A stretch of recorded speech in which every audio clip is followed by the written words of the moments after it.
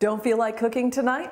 Let Osterville resident Laurie Gardella and her mom help you out. My mom owns a little Italian restaurant in Connecticut, and about 5 years ago we were having dinner and talking about my mom's meatballs and my mom's macaroni and cheese, and she's always made really great comfort foods. And every time I come home to the Cape, I always bring her meatballs with me, and my friends would come over and they're like, geez, Laurie, these are really, really good. Like, you should sell them.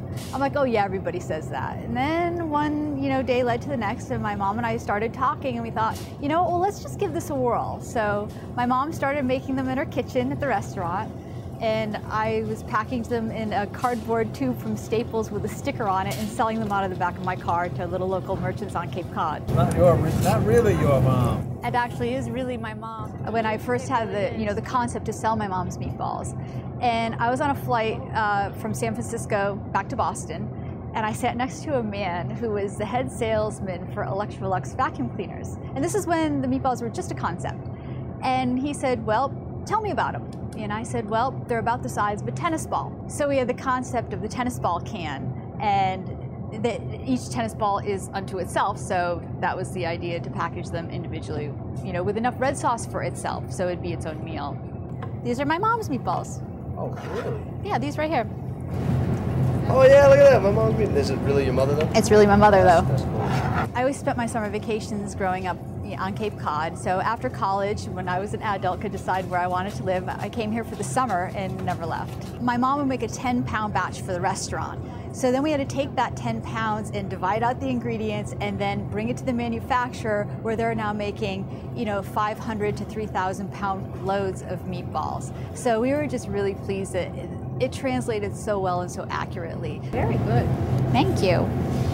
I don't like to make them anymore. They're too much work. Since we started manufacturing them, my mom doesn't make them anymore either. She goes to the plant and gets them. It's good. No, because I'm Italian and I'm fussy, so I like to eat. Right. I like good food. Exactly. We worked really hard to find, the ingredients that were manufactured that didn't have any additives or preservatives in them, so we could have a really great nutrition label. Yeah, it's very nice. And each meatball is the size of a tennis ball, and it comes individually vacuum packed in my mom's homemade red sauce. So each meatball is its own meal, and there's 4 meatballs in a tube. It was really hard to get my mom to give up the recipe, because first of all, it's something she never wrote down. She'd eyeball it here and there, and she would just make these meatballs. They always tasted the same, but she never wrote it down. So that was the first milestone to get over. I think the best way to prepare, I'm not a big, microwave person, and so the best thing to do is to take the meatballs out of the freezer, let them defrost, either in the refrigerator or on the counter for a little while, and then empty out the meatballs into a saucepan and just heat them up on the stove. The good old-fashioned way. Then the house kind of smells like you've been cooking all day too, which isn't a bad thing.